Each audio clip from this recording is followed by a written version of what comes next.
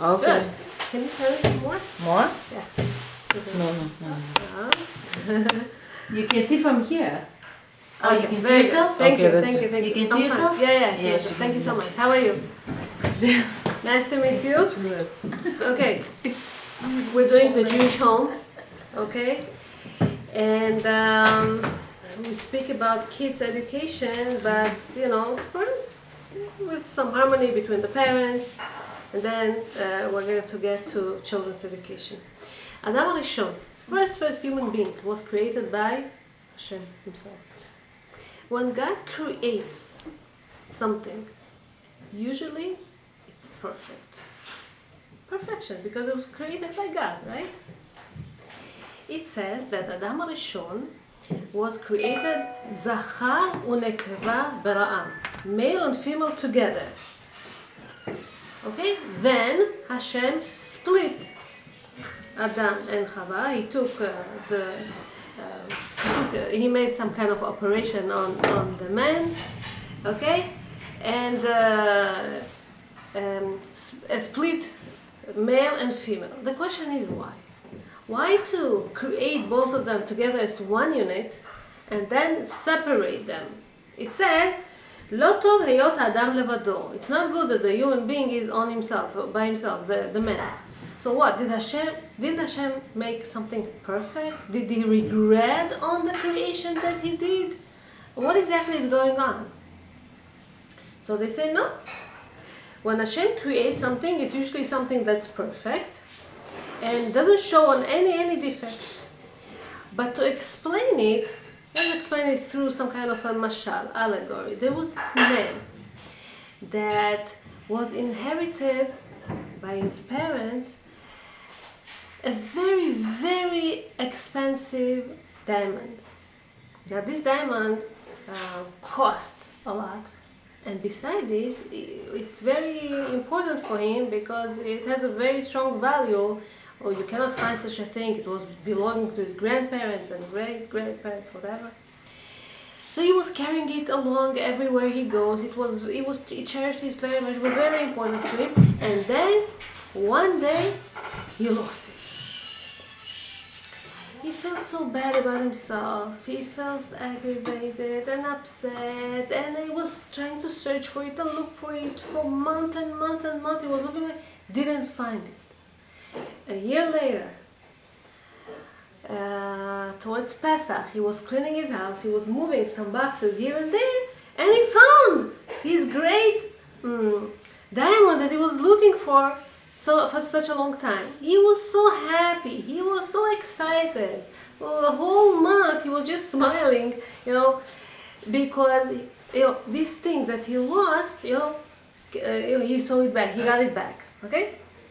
Now let's imagine that there's another man, okay, that goes every day to work and comes back, and every day he goes by this jewelry store, and then there's so many diamonds over there, expensive, big, small, all kind of colors, all kind of cuts, all kind of.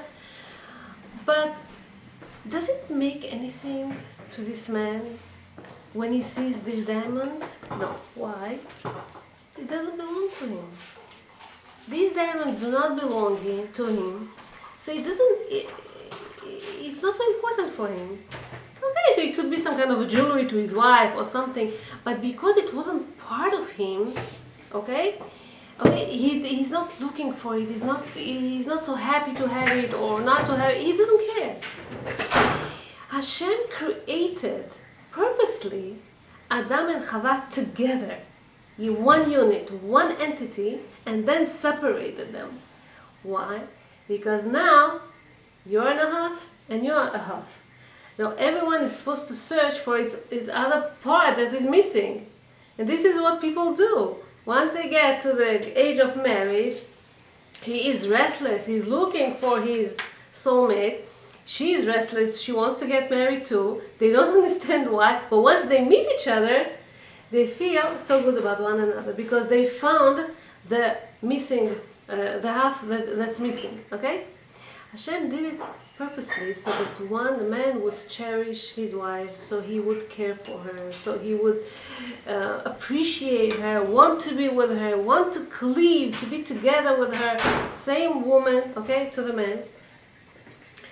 And this relationship between man and wife, okay, it's not something that we need just to have fun or to pass or whatever. This relationship is something that will turn us to become perfect.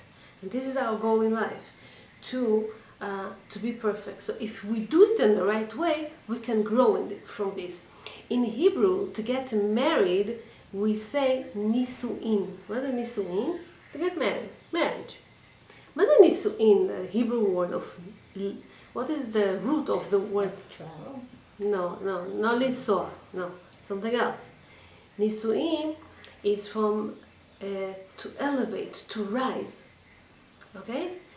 When a man lives on his own, or a woman lives on her own, well, challenges of life are not so hard, are not so great. When you get challenged, when somebody that's so close to you makes you angry, your husband, okay, and you work on yourself, and you elevate yourself from this, you rise from all these problems, from all these challenges, you become, you see that you cannot without him, he cannot without you. This is nisuin in Hebrew. Previous classes we spoke about the relationship a little bit. We didn't touch it so much. A relationship between Abraham and Sarah. How Abraham respected very much Sarah, and how they lived in harmony. And we spoke about Yitzchak and Rivka, how she respected so much her husband, even though in a way he was blind, even though he couldn't really see the behavior of her kids. The way that she respected him was something unbelievable. Let me ask you today we're going to speak about the next couple, but before that I'll ask you a question. Who from the history that you know, Jewish or not Jewish, was the most successful man? Yeah, something comes up in your mind? Shlomo? Huh? Moshe? Avraham? Beautiful, beautiful suggestions. I would suggest Yosef HaTzadik. You know why? Yeah. Because Yosef HaTzadik, from the age of 30 till the age of 110, until he passed away, for 80 years, he was a king. No such a thing, not in Jewish history and not in the world history, was a king for 80 years. There was no such a thing. How a person becomes so successful? Emunah. Yeah? Emunah, okay. Avraham had Emunah as well. And he was also crowned as the king of the world, Nasi Elohim. But I would say, look at his parents. And this is our couple today. Yaakov and Rachel. Yaakov, the minute that he sees Rachel, he's like, he knows that he found his soulmate. He knows that he needs to get married with her, because this is his other half that he was missing so much. And well, you all know the story that his father-in-law was a great cheater, and Yaakov knew that he would cheat them, and Rachel knew that he would cheat them, and they had signs between themselves, a kind of agreement that if he will cheat them, they have the signs, they will know, what to do. And then, when she realized, Rachel, that her sister will be embarrassed once they will reveal, and they will understand that this is Leah and not Rachel, so she gave her the sign so that she won't be embarrassed. Now, you and your husband have a great secret. And then you go and you reveal it to your sister or to somebody.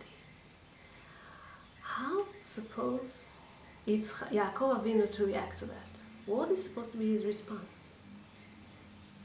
Upset. Upset. How come you go and do such a thing? We had an agreement.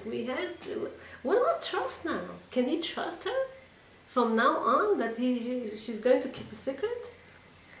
Okay, the main thing is the husband and wife, they could communicate and they won't reveal it to everybody. And this is, she went and she betrayed his trust. But on the contrary, what do we see? Was he upset at her? Do we see anything that he was upset at her? No, he loved her even more. Why? He saw that she was so sensitive. He saw that she has such a personality. He loved her even more. See what happens? When a man loves and admires his wife very much, and when the wife admires and loves her husband very much, and we know that Rachel admired her husband too, loved him and cared for him and everything. This is, and of course they waited many years for this Yosef to come. And the minute that he was born, I'm sure that she invested all whatever she could, and he spent so much time with this little boy, and he taught him, and he spent time with him, and he showed so much love. When a child gets so much love, when a child, the parents, they invest time with him, and they sit with him, and they study, and they learn, and everything. And the parents, they have good harmony, and they love and admire each other. So the child comes successful, like Yosef HaTzadik. And education and love and love, we know that it's something that we give. We give to one another, husband, wife, parents, to children. It's love, we know. You don't, kids, even children, they don't need so much that you will give them toys or money or another game and another thing. What do kids do? What do they want? They want attention. They want relationship. They want to get ourselves. And so, how are you? How was your day? What did your teacher tell you today? Your friends, who, the school bus. These questions you have to ask your children every day. It's very, very important that you spend this time with them. You ask them about every little thing that interests them. Okay? And what about if the timing is so consuming that you don't really have so much time to ask individual? Right. Okay, I'll come to it soon, but basically it depends. Sometimes the child can come spontaneously to his parents and talk, or to the mother, because the mother is usually available, and tell her what happened today, or that somebody screamed at him today, or he was pushed in the bus, or all kind of incidents that happen. He was insulted by a teacher or something, right? They come and can talk to you. Fine, it's good. You're listening. You're answering. You're looking at him. He's understanding that you're listening, okay? You're repeating what you said, and you're trying to suggest a solution, right? So this is how he knows that you're listening. Sometimes when it's hard because you're not available at the moment or something, so you set up a time when to talk to your children. It could be during homework that you do with individually everybody there. It could be this 10 minutes before he goes to sleep. Every child has to have some time with you, because it's important. So it could be before the sleep. It could be, sometimes parents do it too, you have to run all kind of errands, right? So each time you take somebody else. And during this time, you sit on the car, instead of putting a tape or music or something to shut him up, or to talk to your sister on the way, or to the whole world, you spend time. So how was your day? Driving, or in the store, or whatever you have to do. You have to go to the dentist, you have to do something else, doesn't matter. So this is the time that you can spend with the child, and it's important. So kisses, to show love, to patting, because these are, and there are 3 different times when children, they need the most that you ask them, to give them this attention. You ask them this question. When he leaves the house, before he leaves the house, before he goes to school, he needs to know that he's loved. He needs to know that you send him with a hug and a kiss, and you bless him, that he will have success in school or something. He wants to know that he's missed in the house, that he's important in the house. You know, just kick him and say, Baruch Sheptaranu, that you left the house already, right? So the way that before he leaves the house, when he comes back home, it could be after 5 hours, it could be after 10, I don't know how many hours he's in the school or whatever. He needs to know that he's welcome. So you greet him, give him some cookie or some milk, or so how it could be very short. How was your day? Everything is okay? You know, he could take care of himself afterwards too, but he needs to know that he's welcome at home and before he goes to sleep. If the house is restless, if you scream, if you shout on them and he's not calm, sometimes kids, because they're not calm before they go to sleep, it could increase during the nighttime and you can have all kind of bad dreams and stuff. We don't want this to happen, right? So these are these three main but children basically, they need our attention. We know that no parent wants to leave his kids hungry. Who wants to leave his kids hungry? But if you don't give them constant encouragements and good feelings and praises, so he stays hungry. He is today. They say the bread is their. I'll come to it. I don't know where I wrote it, but a spiritual food like warmth and love, okay, are important even more than regular food that you feed them, because mentally, physically, all this, it's very, very important for them. A child that feels that he's loved in the house, he can identify much easier with his parents, with whatever they represent, okay, towards the other members of the family and so on. And he would be able to focus and do his mission. If it's his mission is now to study and right. So if to develop, to become a good boy or whatever, all these things he can do easily when he gets this love. Because if not, if a child has to cope with frustrations, if a child who has to cope with all kind of yellings and anger from his parents and all kind of mixed feelings from the parents towards him, it's very, very hard for him, because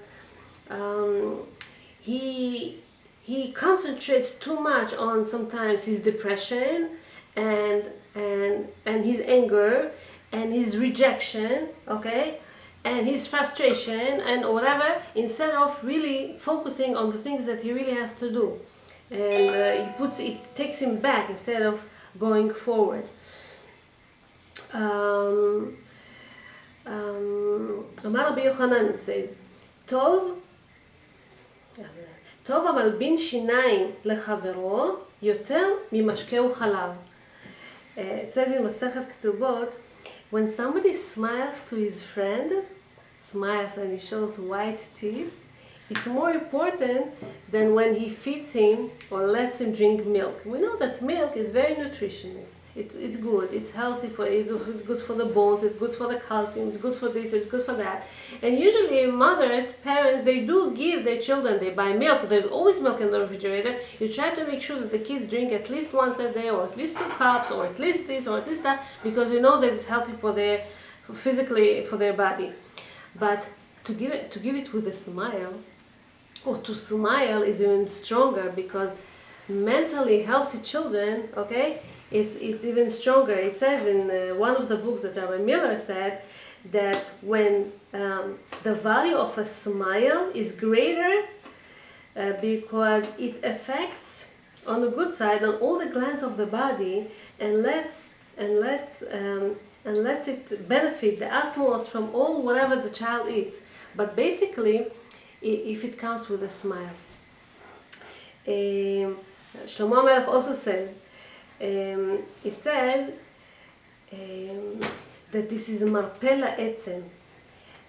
When you speak nicely, when you speak pleasant to the child, all kind of praises, all kind of encouragement, all kind of affection words, all kind of stuff like that, it gladdens you. It makes the kids so happy. The children, they just bloom when they get this love at home, and it's very, very important for them. So the value of a smile, how important it is. Another mitzvah that we have in the Torah, it says lalechet bidachav, to go on the ways of Hashem.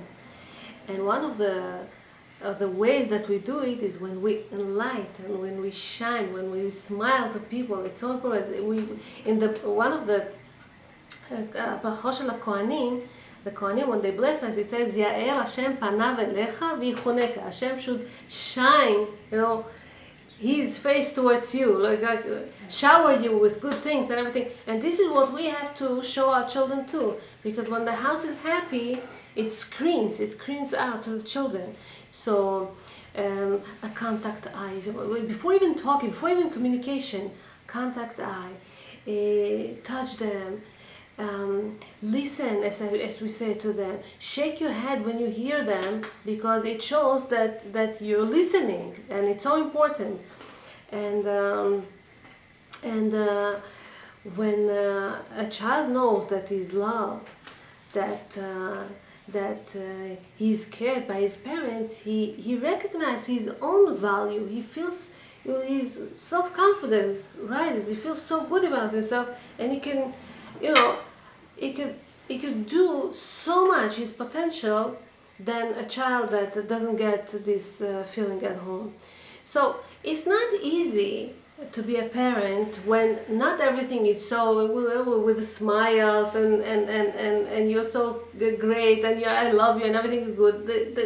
To raise children, to educate children, it's a lot of challenges, because many times they don't act the right way, they don't behave right, and you're angry at them, and you want to guide them in the right way, and you just don't know how to do it in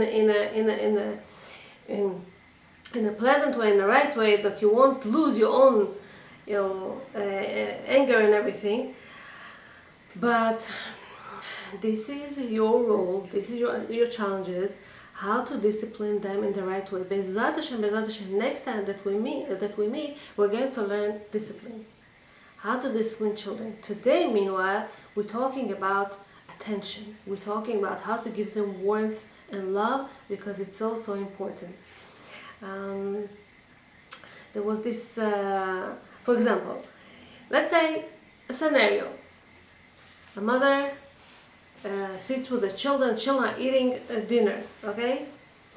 And this one screams at this one, they talk loud until they eat, until they move, and you're in a rush, you want to go to shiur afterwards, or you want to finish up and clean and whatever, or that sleeping time takes a long time, you have to give them showers or whatever. You want them to finish fast, and they take their time, they fight, they say all kinds of sentences to one another, and it bothers you. So many times it's because we are stressed out, okay? You want them to finish because, first of all, you came with a bad mood. And don't tell them, I don't have a good mood, I'll get very upset if you won't listen to me now, and you finish up, do whatever you are, I don't have time for your nonsense. This kind of attitude won't, it's not a good idea, of course, but if you do it with a smile, you can change the letters a little bit, the wording, the sentence a little bit, it could sound so much easier. A nice technique for a woman, for a mother to give attention to the children. Let's say Racheli and Nathaniel, they're sitting together in the room together with you, okay? You look at Racheli and you smile at her, and Nathaniel is building this tower, let's say from Lego or something. You tell Racheli, see how beautiful Nathaniel is building a tower? What did we do here? First of all, Racheli feels good that you gave her some attention. She didn't do anything to get this attention. This is called unconditional love. You give her attention without her asking you or demanding it or do something for it. You don't tell her, oh, if you're going to behave nicely, I'm going to smile at you. No, you smile at her no matter what, because you love her, right? Number two, Nathanael, he hears this compliment that he builds nicely this tower. He feels good about himself, he can continue on. Nathanael got this conditional attention, but what the mother did here is, if she would talk just to Nathanael and tell him, you build a very nice tower, Rachel could have felt jealous, because how come you pay attention only to him, not to me? But when you look at her, you smile at her, and you tell her, look how Nathanael builds a nice tower, she gets the attention, he gets the attention. Okay? And it's a very effective technique to minimize fights between them, jealousy, or kind of negative feelings between them, and giving the attention, showing them that in one time you can show love to both of them at the same time, and that's okay. It's a mitzvah on the father to learn with his children. It says, "Veshinantam levanecha v'dibarta ba'am," so it's the father's obligation to teach his children. From the other side, a mother too has to sit and teach all kind of hashkafa, the right way, the Torah way, to the children, especially in a younger age. This is where you are stronger with this. You could teach your children. So the time of learning with a child has to be a pleasant time. Not in time when the father is like, no, I told you, start already, you don't know, you waste my time, it's not the way. Because if it's going to be so stressful, the boy, he won't like this time, and instead he's going to always disappear to his friends, to his neighbors, to his room, to do his other stuff, not to sit with his father, because who needs to hear these rebukes all the time, and negative sentences like you don't know, you waste my time, or so. Scenario, let's say you sit with your children, do your homework, you call your son and you tell him, let's learn whatever you learned yesterday. And he's telling you, so why did Hannah get a cookie now? He tries to distract you. And if you're not smart, you say, don't pay attention to Hannah. She got a cookie because, whatever, the reason that you give. And you ask him again to read this sentence. He starts, Vayomer Hashem El Moshe, and he starts crying. Avrami, don't touch my colors or coloring book or something. And you go back to Avrami and he tells him, don't touch it or don't bother. Or you tell your son, don't bother Avrami or don't care about him. And again start your sentence, and again he starts, and again he screams, and again this, and then you blow up and you say, you waste my time, and it doesn't go like that. But when you do it in the right way, so you tell him, let's sit and learn whatever you learned yesterday. And he starts again. What was the first sentence that I said before? How come she gets to have a cookie? How come she gets to get a cookie?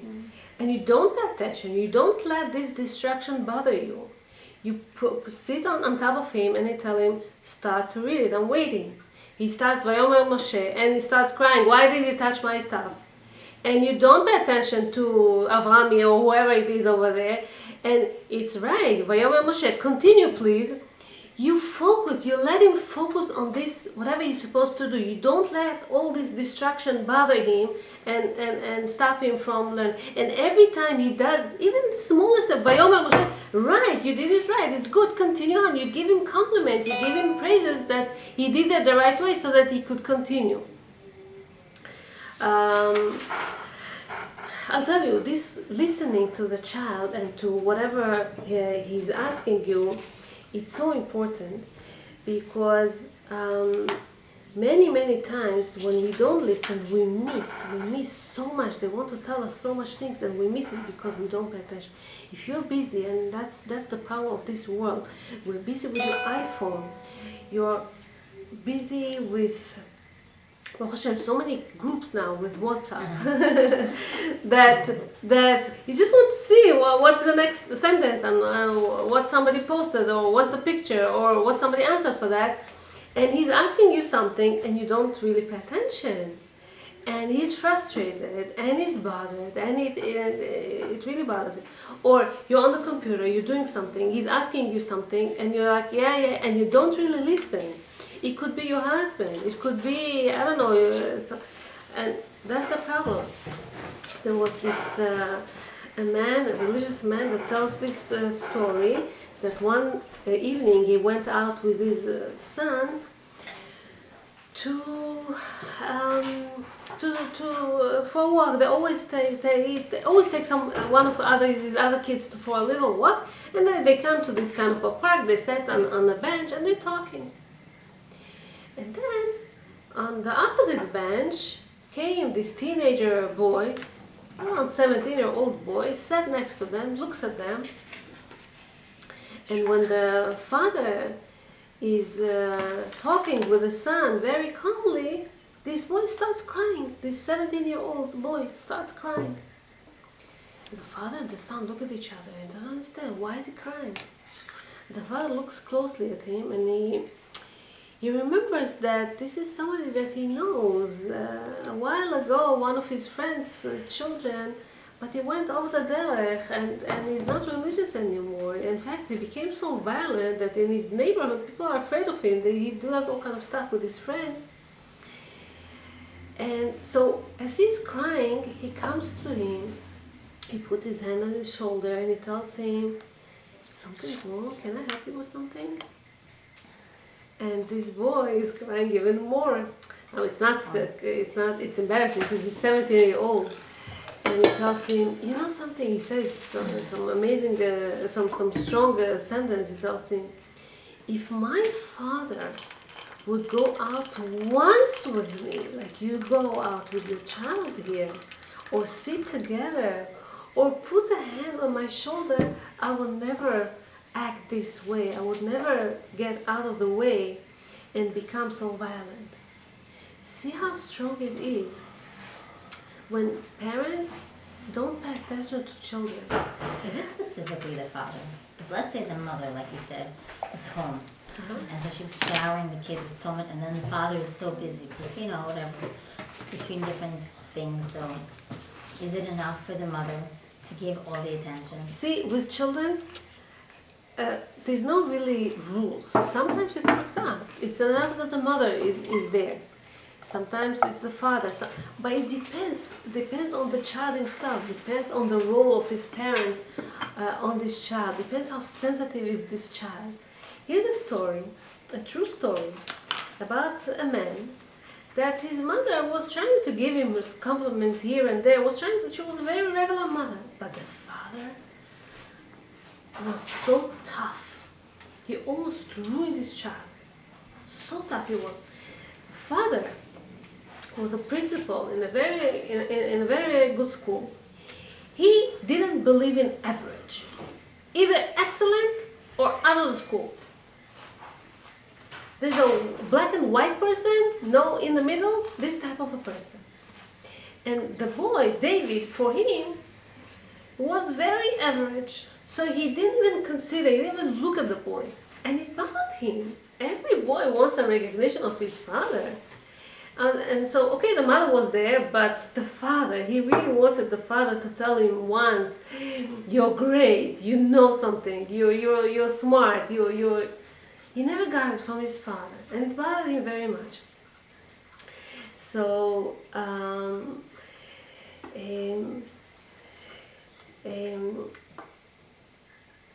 he had one of these rabbis that used to teach him in his school, Rabbi Weissman, that looked at him. He looked at him like he's a diamond, this boy. So special, so good, such a good qualities and everything. So he would give him a lot of encouragement, a lot of praises, a lot of, that you could do it. He would support him, he would be with him, he would spend time with him. The father, no. The father never. It bothered the boy. But what could you do? At least the father, at least the rabbi, at least the... So... Look, the father never raised a hand on the child. He never screamed at him, he never said bad words. He never showed that he's satisfied with him, that he likes him, that he loves him. Never said these kind of words. And it bothered him. So, time passed, and he became teenager. And because the rabbi really, took care of this boy very tightly, okay, he stayed in a yeshiva. He didn't go out of the derech. He stayed okay. But it was not easy for him to get married in the age of 32. Rabbi Weissman finally was shidduch, not the father. The father didn't like that idea. He said he could have some better shidduch than whatever he offers him, but that was his choice. And what interesting was that this boy, David, as he grew up, he felt so much the pain of little kids that don't get the recognition of adults, that he learned psychology and was a psychology in many good schools. Okay, he was a lecturer. Everybody likes him. He was such a wanted man. He was talking about relationship between parents and teachers and children and whatever. One day, many years after he got married, he was giving a lecture. He was talking about the relationship between parents and children. It was very cold outside, freezing outside. And people gathered, they were listening. And in the audience was his father. He didn't know the lecturer is his son. He just got into this lecture, he listened, it was interesting. Slowly it got to him. This is the voice of his son. And his son is telling them that, like the weather outside, that is so freezing, don't have this icy relationship with his children. Melt it with some warmth. And he gives them examples, and he tells them what to do, how to. And the father is listening. And he sees how everybody looks at his son like they admire him. He's a big rabbi now. He's so talented. He knows what is he doing, and he speaks so nicely. He speaks perfect that he started thinking himself and started regretting. Did I ever tell my son that I'm proud of him? Did I ever tell him that he became great? That he knows what is he doing? He never said that.